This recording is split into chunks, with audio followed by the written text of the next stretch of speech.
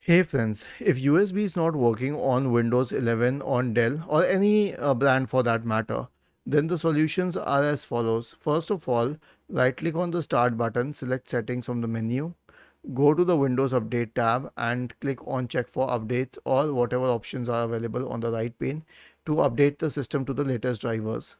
Once this is sorted, the next solution will be to Windows Update, and the next solution will be to update the driver. So search for Device Manager, open the Device Manager, scroll down, expand the list for Universal Serial Bus Controllers, right click on USB Root Hub and update the drivers. Update the next set of drivers and update all the USB Root Hub drivers. Okay, so this will be very helpful. Was this helpful? If yes, then please subscribe to the channel.